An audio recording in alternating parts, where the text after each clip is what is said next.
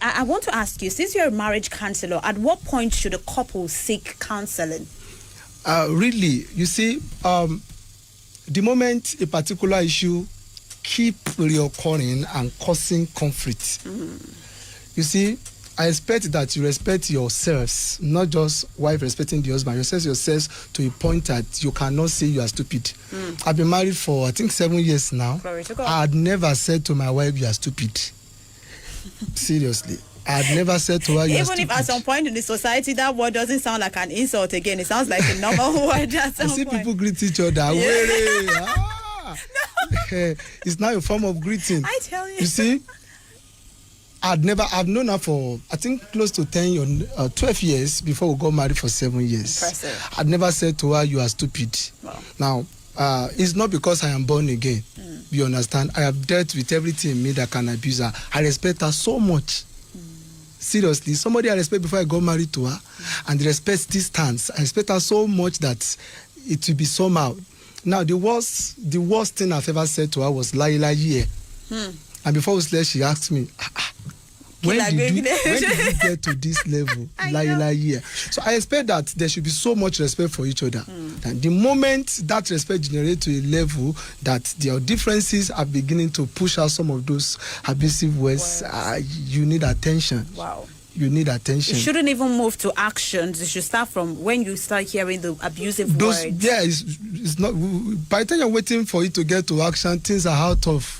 You understand? Already. And I expect that both of you should so much want peace in your marriage that you recommend sitting before a counselor to resolve it. Well, in this part of the country, people don't see the need to go to counseling. I only see it in. Do you know sometimes? Personally, as a pastor, I just guess that these couple are not doing fine and I invite them. Wow. That's how we know some people are having problems in their marriages. Recently, I preached in my church and I pointed out people who are not sitting together when they come to church, and thank God some people begin to realign.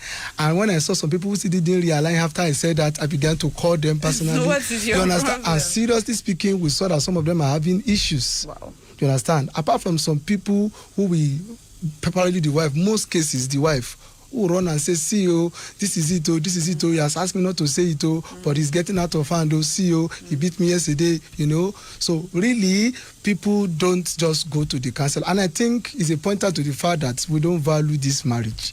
I think the value of marriage, we have to start from there. You should know the value of what you are going into so much that when there's a little problem, you want to fight for it. For me, I feel, in fact, it has been a major question or burden in my heart. People don't fight for their marriage. They don't fight for it. I was listening to a counselor online. He was talking about couples who came to him on their own, that they have issues. I was like, hey, you know why we don't get to resolve so many conflicts in marriage? Right. We tell them what to do. Correct thing that we know will work for them. They don't do it because they lack passion for that home. And I think it's a product of pride. When you feel he's the one, he needs me, I don't need him.